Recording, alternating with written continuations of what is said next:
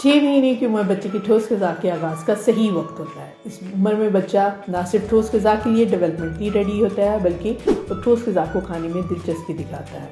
इसके साथ साथ इस उम्र तक माँ का दूध बच्चे की ग़िज़ाई ज़रूरियात को पूरा करने के लिए नाकाफ़ी होता है।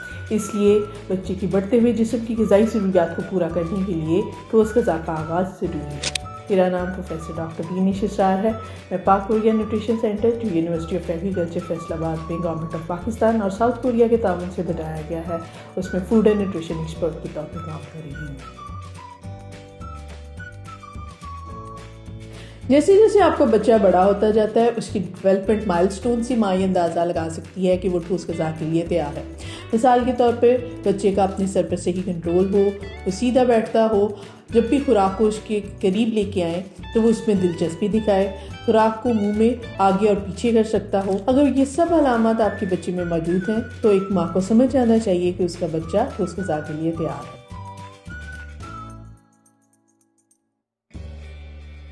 ठोस ग़िज़ा को शुरू करने से पहले 3 बातों का ख्याल रखना बहुत ज़रूरी है।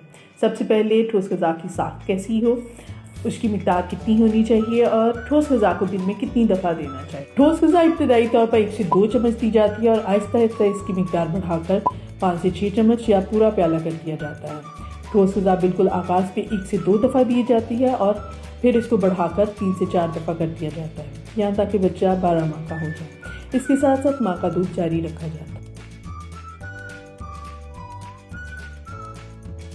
बच्चे को पहले नरम, हल्की और आसानी से हजम होने वाली ग़िज़ा दें। मिसाल के तौर पर चावल का दलिया या जौ का दलिया, उबले और मैश किए हुए मौसमी फल जिसमें केला, सेब या नाशपाती शामिल हैं, या फिर भाप से नरम की हुई सब्जियां, आलू, गाजर, पालक दिए जा सकते हैं। इसके साथ साथ माँ को इस बात का ख्याल रखना चाहिए कि वो एक वक्त में एक नई ग़िज़ा दें। हर नई ग़िज़ा को 3 से 5 दिन के वक्फे से मुतारिफ कराएं ताकि ये देखा जा सके कि बच्चे को किसी ग़िज़ा से एलर्जी तो नहीं हो रही।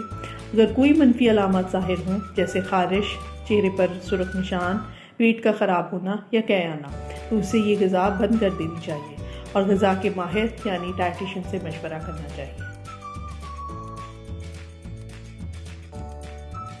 ठोस ग़िज़ा को तैयार करते वक्त सबसे पहले सफाई का खास ख्याल रखें। खाने की तैयारी से पहले अपने हाथों का धोना ज़रूरी है। वो बर्तन और चम्मच इस्तेमाल करें जो साफ़ और जरासीम से पाक हो।